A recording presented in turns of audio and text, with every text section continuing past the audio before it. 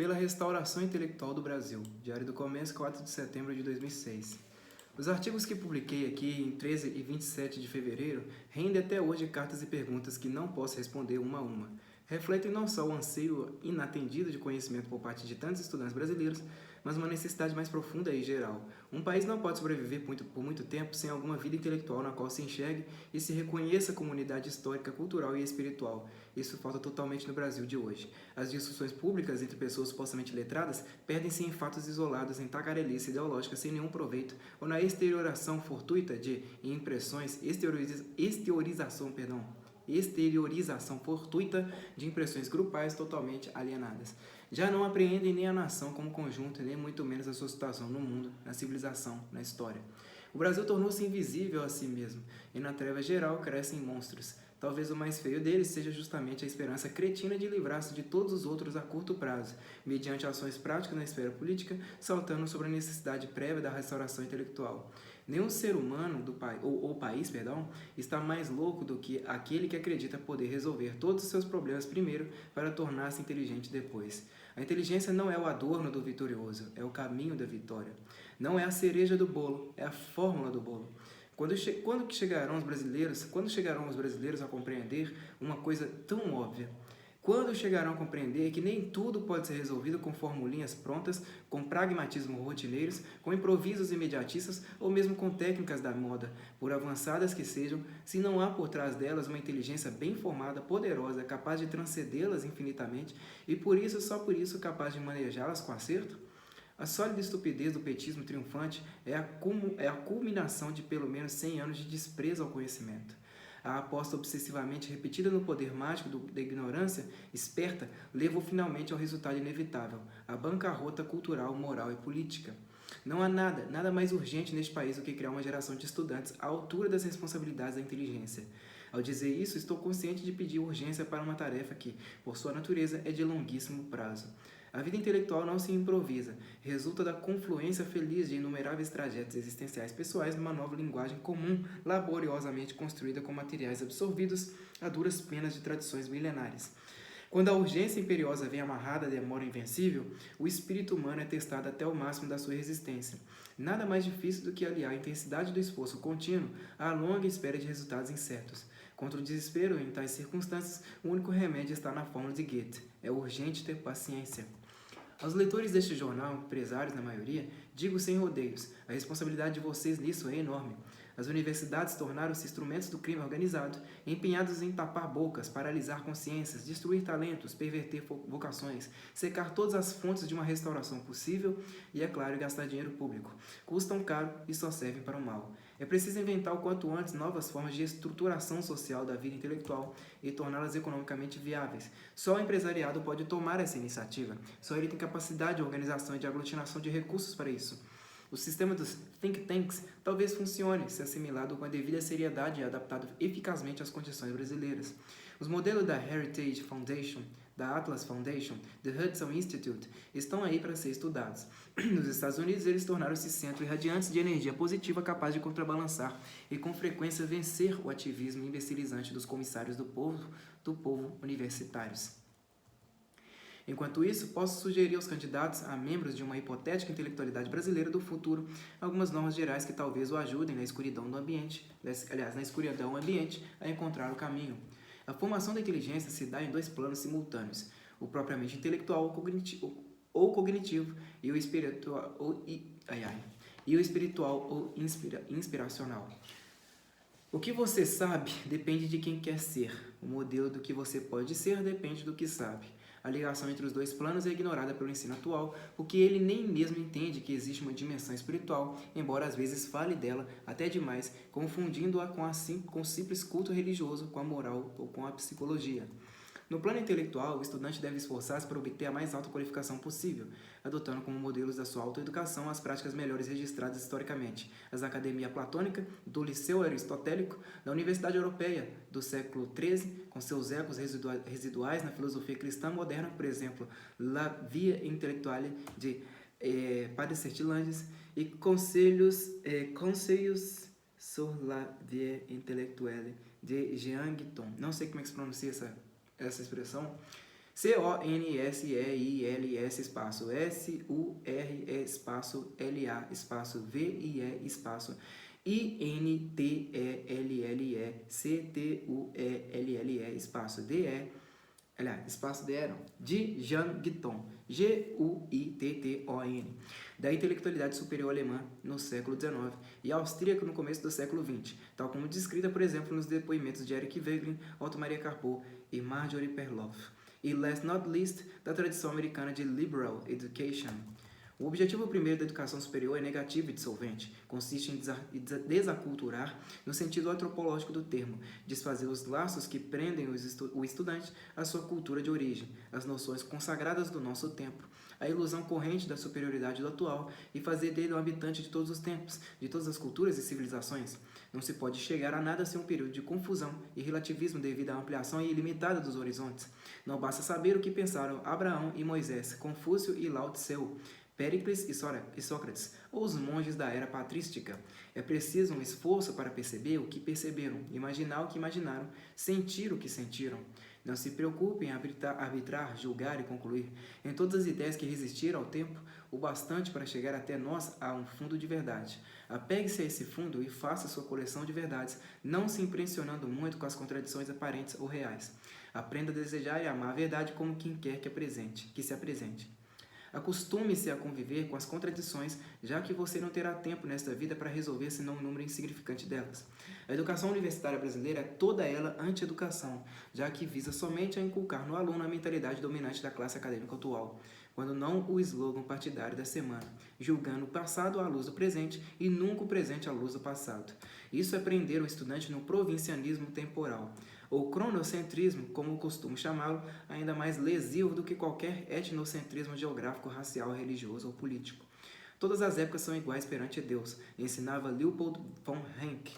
A inteligência humana tende poderosamente à universalidade, mas só se aproxima dela vencendo as barreiras culturais do espaço e do tempo, uma por uma.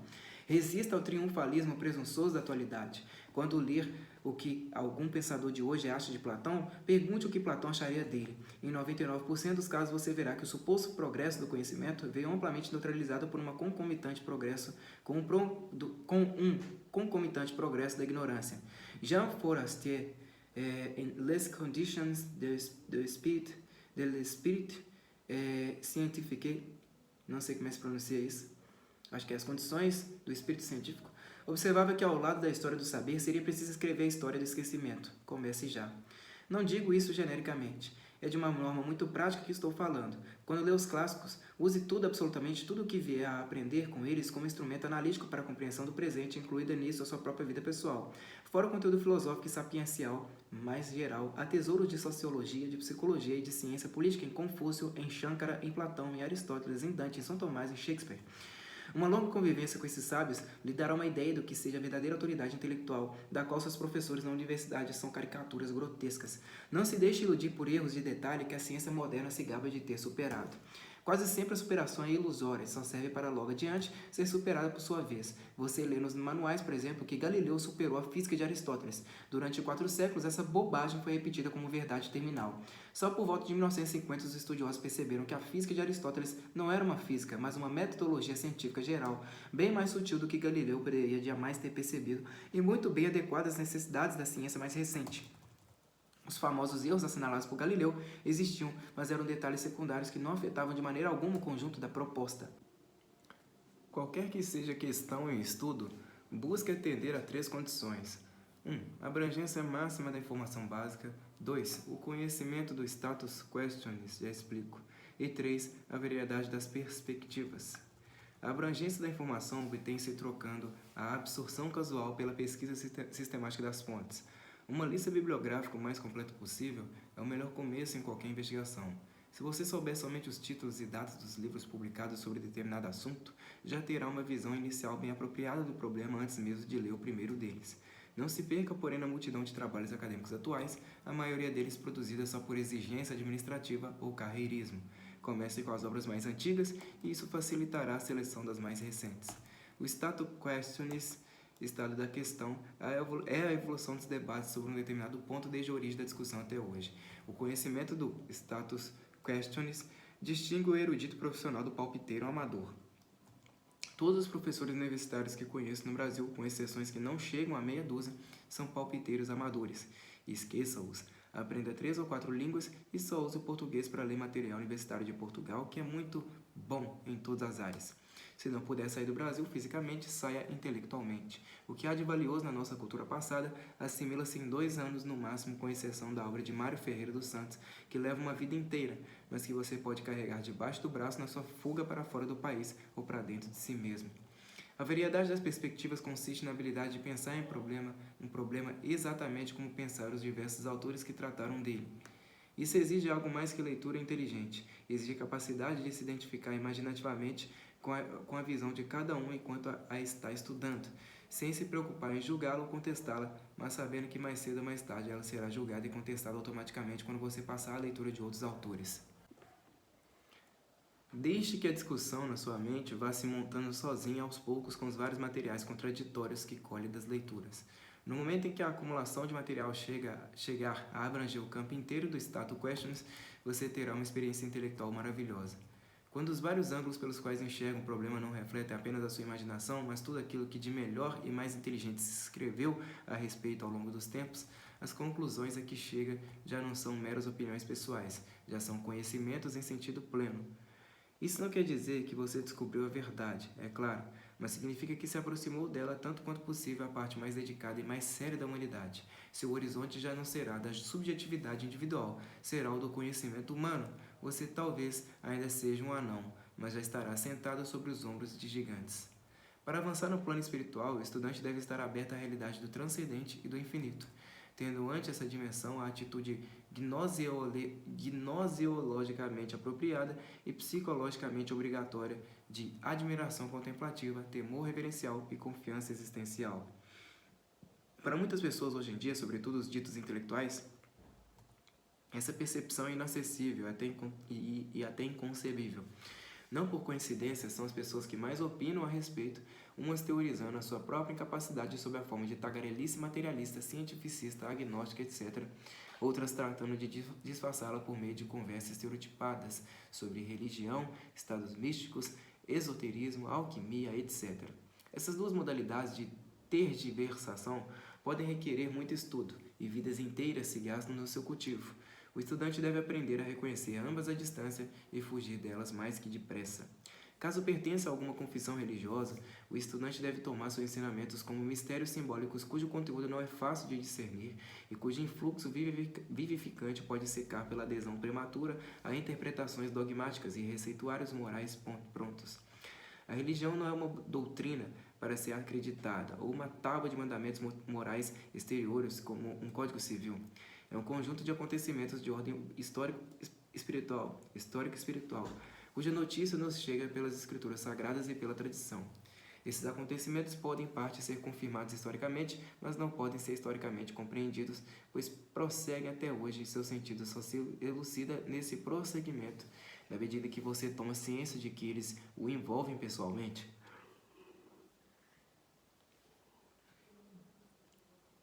Você pode participar deles através dos ritos, da prece, da fé e, sobretudo, dos milagres. A fé não significa adesão a uma doutrina, mas confiança numa pessoa em cuja humanidade transparece de maneira ao mesmo tempo autoevidente e misteriosa a presença do transcendente e do infinito. Milagres acontecem o tempo todo, mas a maioria das pessoas é estúpida, distraída ou fechada demais para percebê-los.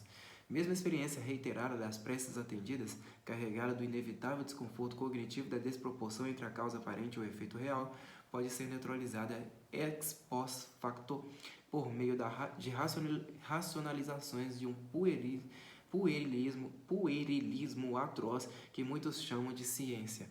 Mas talvez pior do que a falta de experiência, ou do que a experiência neutralizada, é a substituição da experiência objetiva do milagre por um sucedâneo psíquico.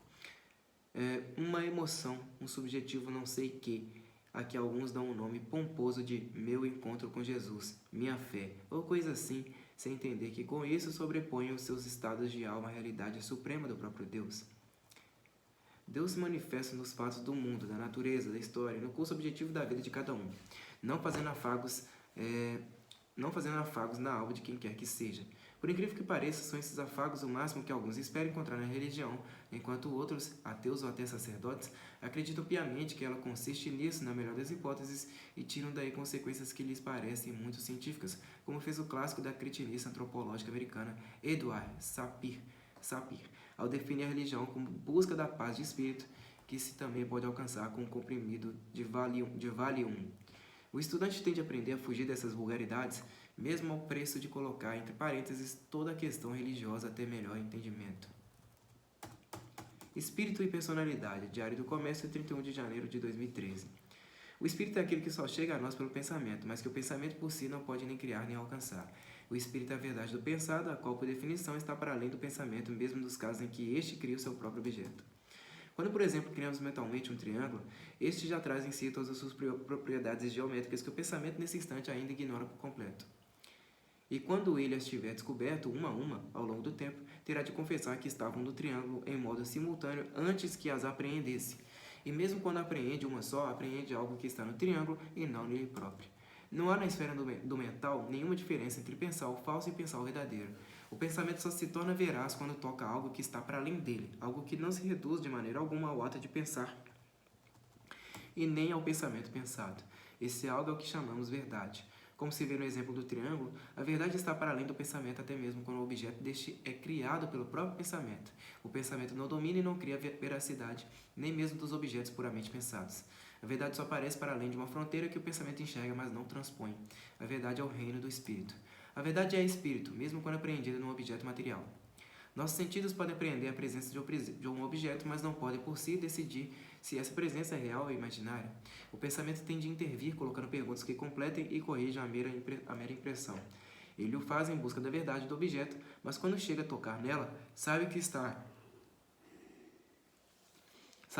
não apenas para além dos sentidos, mas para além dele próprio. Caso contrário, não seria verdade de maneira alguma, e sim apenas uma impressão modificada pelo pensamento. A verdade é sempre transcendente à esfera do pensamento, das sensações, das emoções, de tudo quanto constitui o mental.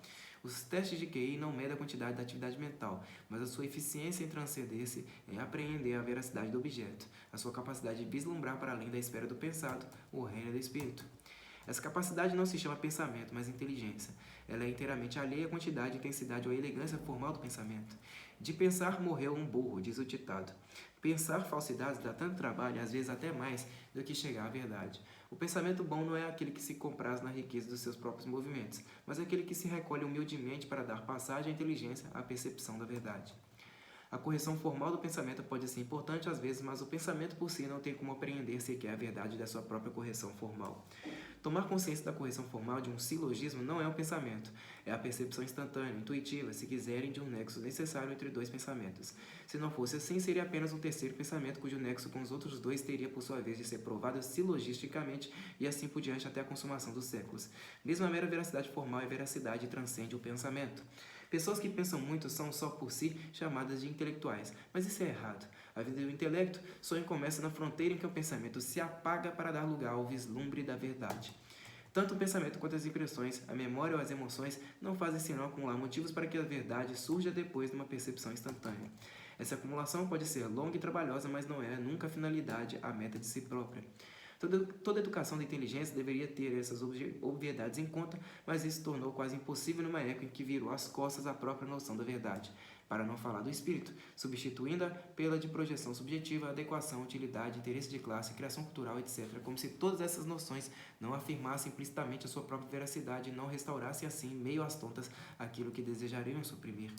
No curso da sua evolução temporal, o indivíduo chega a ter uma personalidade intelectual quando a submissão do seu pensamento ao espírito se tornou um hábito adquirido e se integrou na sua alma como reação usual e quase inconsciente.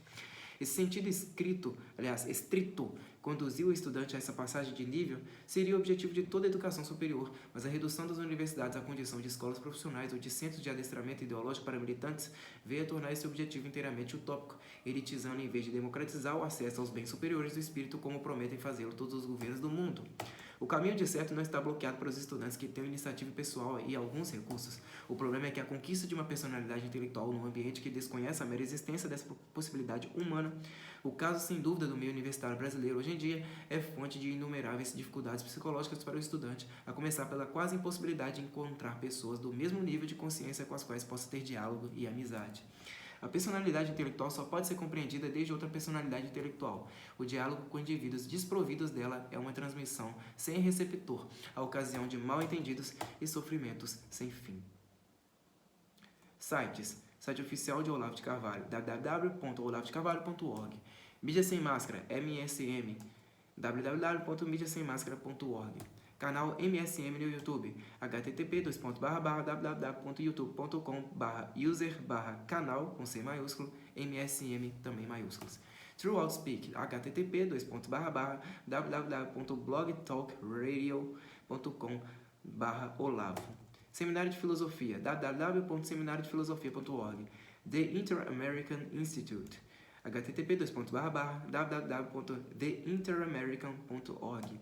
Olavo de Carvalho, Foro de São Paulo, http://blogs/law-and-São-Paulo-Fórum-HTML.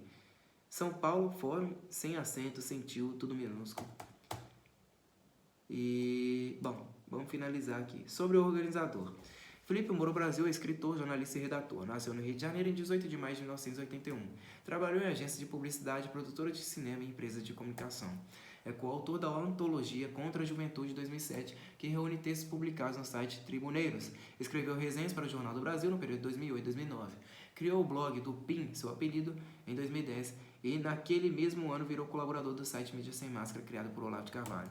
Seu soneto do estudante sério, dedicado ao filósofo e lido e elogiado por ele no programa True Outspeak, de 20 de junho de 2012, foi a primeira forma que encontrou para lhe agradecer pelos ensinamentos que iluminaram sua vida. Ainda em 2012, tendo começado a trabalhar também como organizador, tradutor e copydesk de livros da editora Record, tomou a iniciativa de preparar o segundo e maior agradecimento de todos, o livro que o leitor agora tem em mãos. Este e-book foi desenvolvido em formato EPUB pela distribuidora Record de Serviços de Imprensa S.A. O mínimo que você precisa saber para não ser um idiota. Facebook do autor, https://www.facebook.com/olavo.de-carvalho. Site de filosofia do autor, http://www.seminariodefilosofia.org/. Wikipédia do autor, http://pt.wikipedia.org/wiki/olavo com O maiúsculo, _d_carvalho com C maiúsculo. Site do autor, http://www.olavodecarvalho.org/index.html. Twitter do autor, https://twitter.com/o maiúsculo, d, C maiúsculo, Carvalho. Matéria, Carvalho com C maiúsculo. Matéria sobre o lançamento do livro, http://oliveiraddimas.blogspot.com.br/2013/07/ o mínimo que você precisa saber para .html. O mínimo que você precisa saber, tudo separado com traços. Book trailer do livro, http://www.youtube.com/watch V minúsculo igual a B maiúsculo, L maiúsculo, B minúsculo, N minúsculo, D maiúsculo, _, I maiúsculo, L maiúsculo, S minúsculo e U maiúsculo. É isso daí. Muito obrigado a todos vocês que me acompanharam nessa leitura e até a próxima. Falou!